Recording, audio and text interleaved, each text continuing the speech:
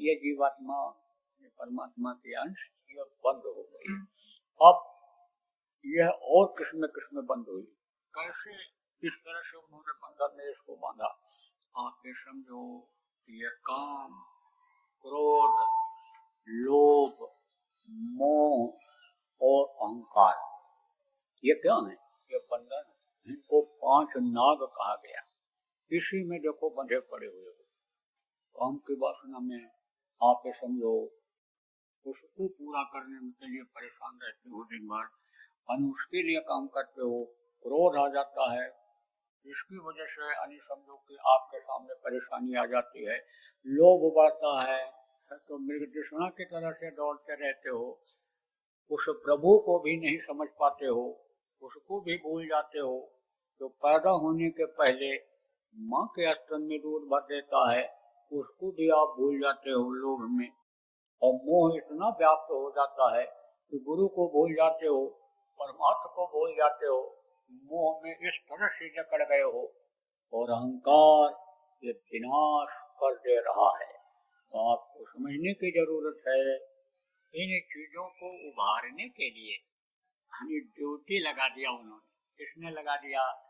जिन्होंने ये दुनिया बनाया, जिन्होंने इस जीवात्मा को इन शरीरों में बंद करवाया, आप ये समझो उन्होंने ड्यूटी लगा दिया। किसकी लगा दिया?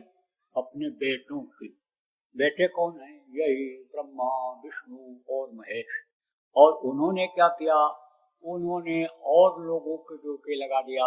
जैसे एसपी साहब होते हैं, जिम्मेदारी दे दी जाती है जिले की कि आप इनकी सुरक्षा करो, इनकी देख रेख करो। और वो और पुलिस को भर्ती करवा देते हैं, दरोगा तैयार कर देते हैं। ऐसे ही उन्होंने तैयार कर दिया। किसको? देवताओं को। 33 करोड़ दुर्गा, 10 करोड़ शंभू को उन्होंने तैयार कर दिया कि देखो किसी भी तरह से ये जीव निकलने न पावे, इनको बचाने की जरूरत है। तभी तो गोस्वामी जी महाराज कहा, इंद्र द्वार झरो का नाना, तह सुर बैठे कर ताना, आवत देखें विषय बिहारी, तुरते दें कपट। ये आंख के पास, कान के पास, मुंह के जिभ्या पार, रूम इनको उन्होंने बैठा दिया एक तरह से। उनका प्रकाश, उनकी रोशनी, उनके असर को इस शरीर में डलवा दिया। तो ये क्या है? 5 भूत 25 नागिनी को कहा गया। आप ये समझो त्रिगुण कहा गया। त्रिगुण कौन है? त्रिगुण नाश है। 3 गुण, ये रजोगुण, तमोगुण और सतोगुण। इन देवताओं के हाथ में, जैसे मन के डोर किसके हाथ में है? माया के। माया किसको कहते हैं? आद्या महाशक्ति, जिन्होंने दुनिया को बनाया, उनकी वो सेवा करती है। उन्हीं से अन्य 3 बच्चों को, ब्रह्मा, विष्णु, महेश को उन्होंने पैदा किया है। तो उनके हाथ में दे दिया मन के डोर। और चित्त के डोर को ब्रह्मा के हाथ में दे दिया। और चित्त, मन, चित्त और बुद्धि के डोर को विष्णु के हाथ में दे दिया। और अहंकार के डोर को शिव के हाथ में दे दिया। और सूरत जीवात्मा जिसको कहते हैं, इसकी डोर समझो कि उन्होंने अपने हाथ में ले लिया। अब जब इसकी डोर, ये क्या है? जैसे ये जीवात्मा है, पावर है, शरीर को चलाती है, ऐसे इनमें भी पावर है। लेकिन वो पावर ऊपर में कहाँ काम करती थी? अपने लोक में, देश में, अपने स्थान पर थी। क्योंकि सबके अंदर जीवात्मा अलग अलग है और मन सबके अंदर अलग अलग है। और चित्त का चिंतन सबका अंदर में अलग अलग है। ये शक्तियां हैं, ये सबके अंदर अलग अलग है।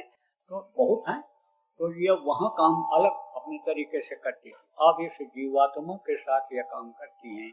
तो इनका जो संबंध है, रजोगुण का संबंध, तमोगुण का संबंध, और आपके रजो तमो और सतोगुण का संबंध, ये किनसे? इन्हीं देवताओं से है। और ये शक्तियां जो आई हैं, ये उनसे नहीं उत्पन्न हुई, ये वही चिरकुटी से ही चल पड़ी है।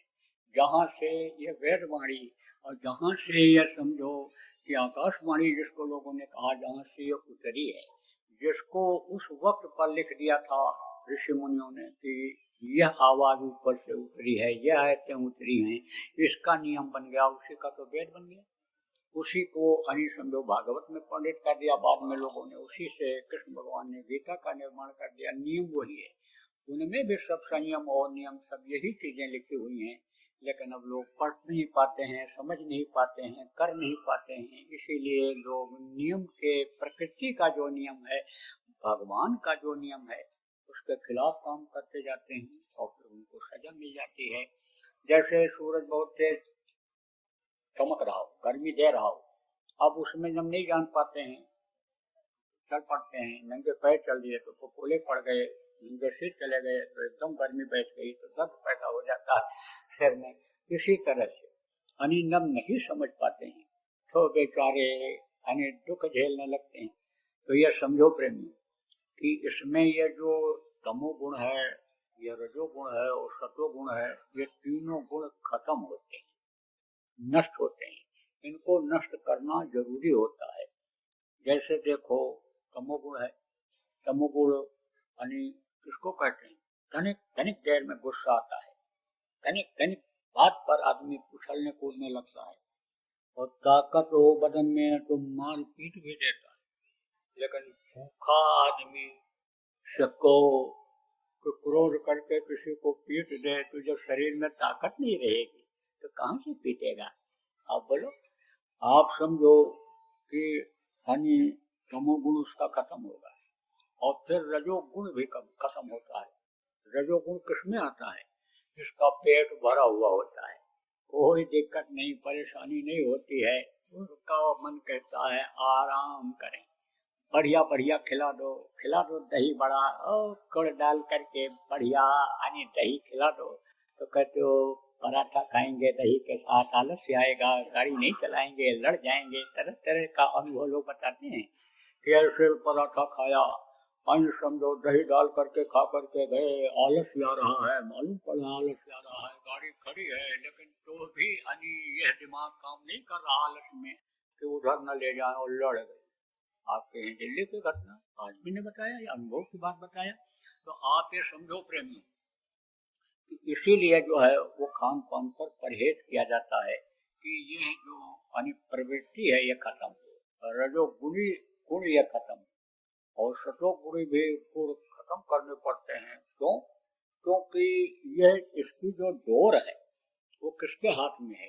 विष्णु के हाथ में। और ये नहीं चाहते हैं कि जो निकलने पावे, तो ये देते पूरा है। जैसे शिव को कहा गया कि अवघड़ दानी है ये, लेकिन वो देंगे भी क्या? जो उनके पावर में होगा वही देंगे। जहाँ जाने के लिए ये देवता तरसते हैं, जहाँ जाने के लिए जो स्थान पाने के लिए ये देवता मनुष्य शरीर मांगते रहते हैं, नर समान नहीं कोनो देहि जीव चराचर जाचते हैं, ये वहाँ कैसे पहुंचा सकते हैं? लेकिन इनके हाथ में जो चीज है उसको तो ये दे ही देते हैं। तो क्या दे देते हैं? ये दुनिया की लुभावनी चीजें दे देते हैं, धन दे देते हैं, पुत्र परिवार में बढ़ोतरी कर देते हैं, घर मकान की इच्छा पूरी कर देते हैं। लेकिन ये सब कोई साथ में लेकर जाता है? सोचो, जब शरीर पूरा होगा, जब सांसों की पूंजी खत्म होगी, जब इस दुनिया संसार से जाने का समय आ जाएगा, तो ये चीजें कोई साथ जाएंगी? कभी नहीं जाएंगी।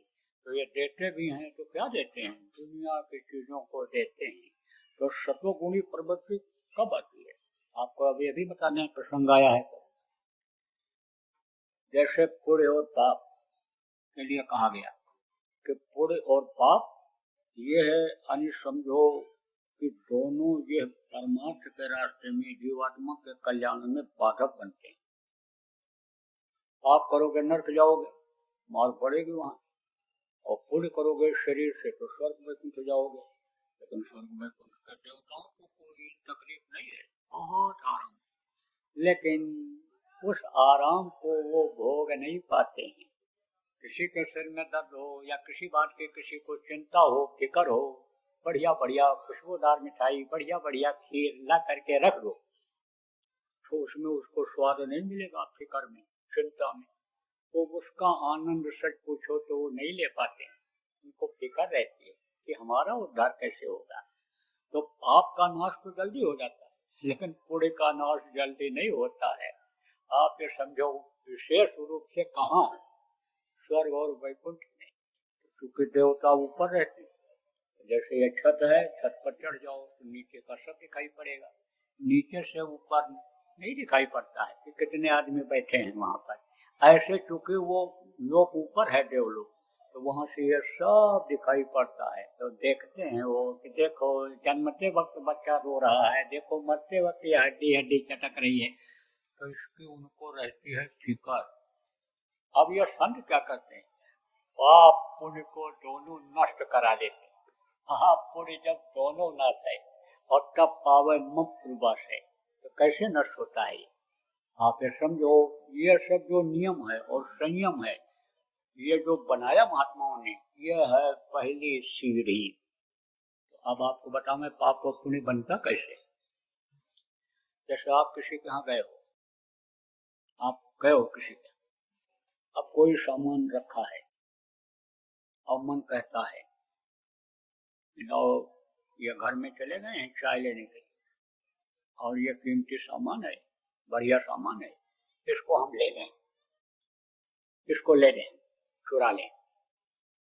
अब मन ने इच्छा किया और चित्त ने चिंतन किया, हाँ हाँ पैसे मिल जाएंगे, ले लिया जाए।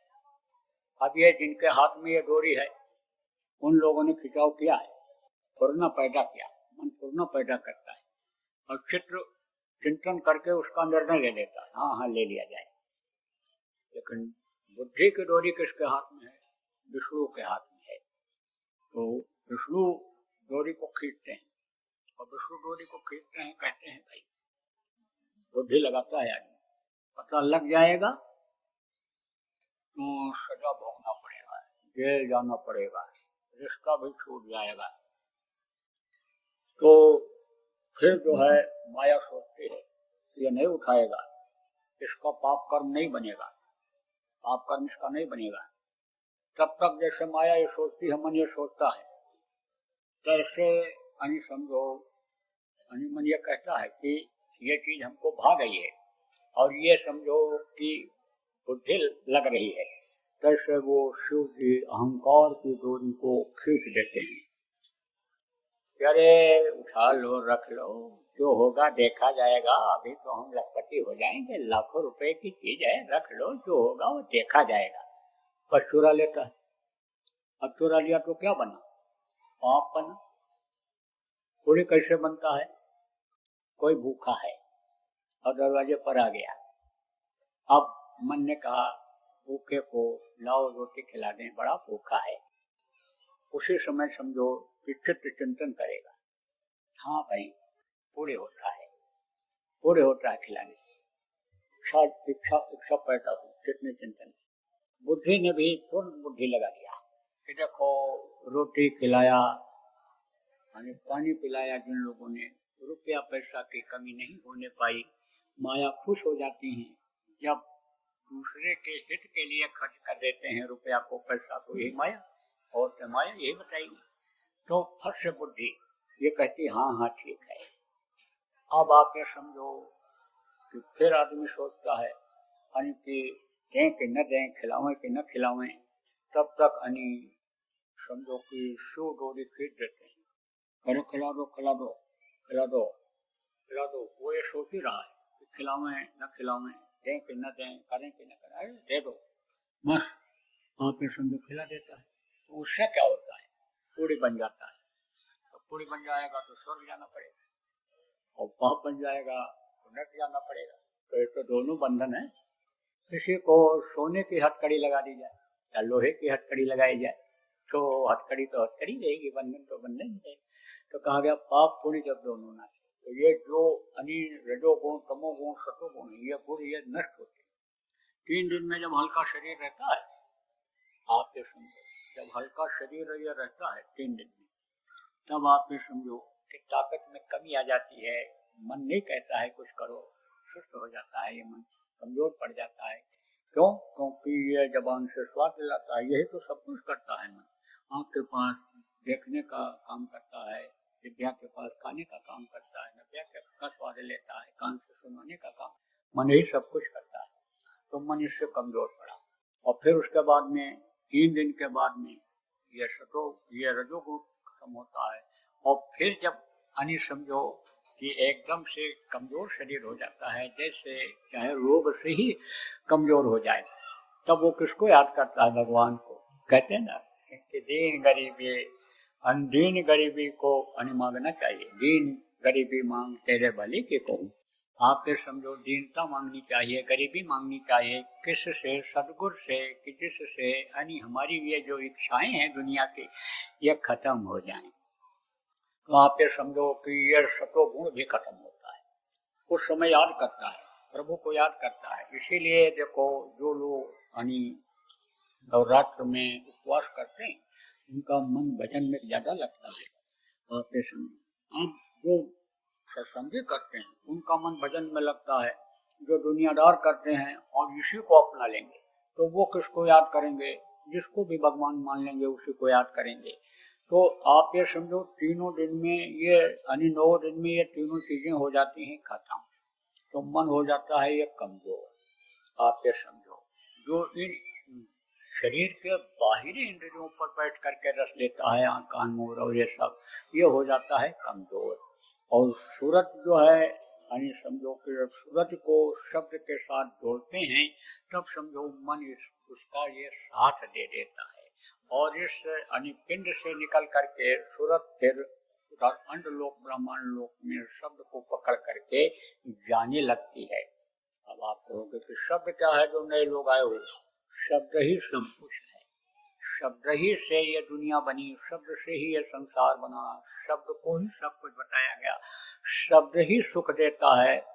आपके समझो कहा गया कौवा किसका धन है, कोयल किसको दिए, मीठी बोली बोलकर बस में सबको कर ले।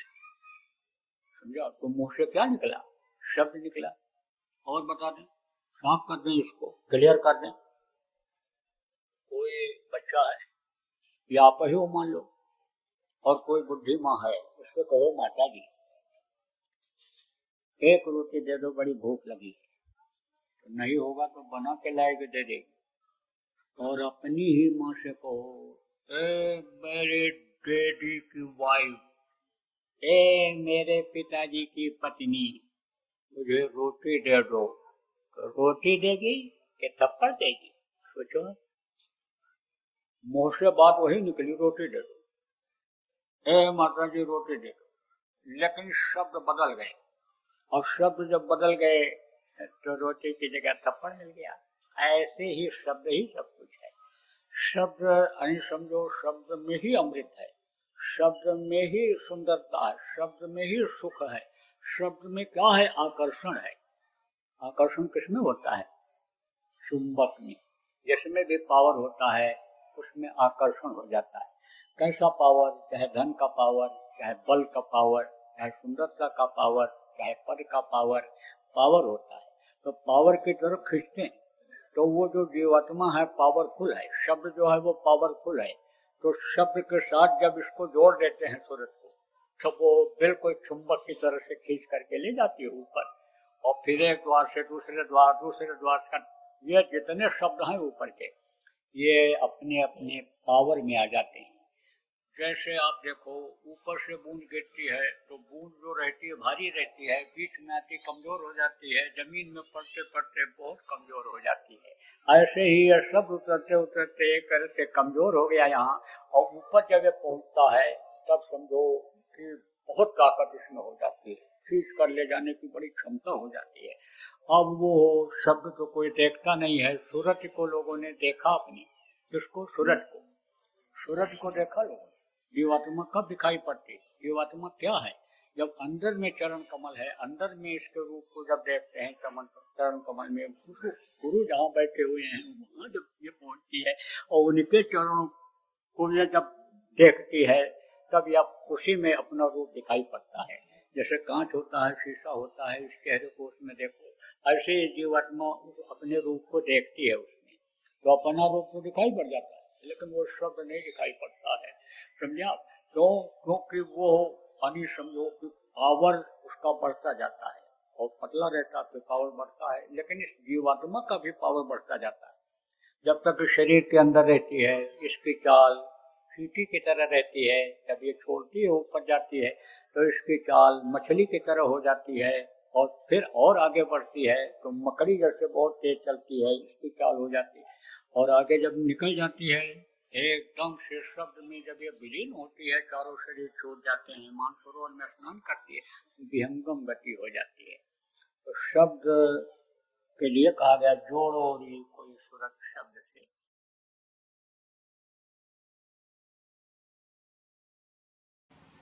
आज 2 अक्टूबर है, गांधी जयंती है। आपको बताया शुरू, गांधी जी अब इस समय नहीं रहे, दुनिया संसार से चले गए। उनका काम जब पूरा होगा तभी उनकी आत्मा को शांति मिलेगी। देश तो उन्होंने आजाद करा दिया, और देश की आजादी के बाद देश के लिए वो अपने कुर्बान भी हो गए।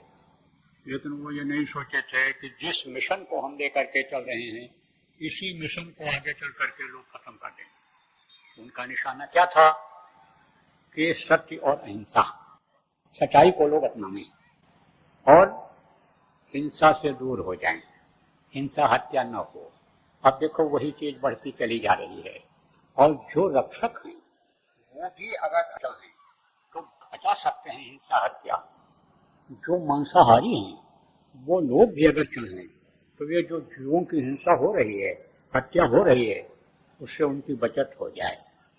तो अब आप ये समझो कि जब चिराग तले अंधेरा, एक कहावत है, जो इस काम को करने वाले हैं वही नहीं ध्यान दे रहे हैं।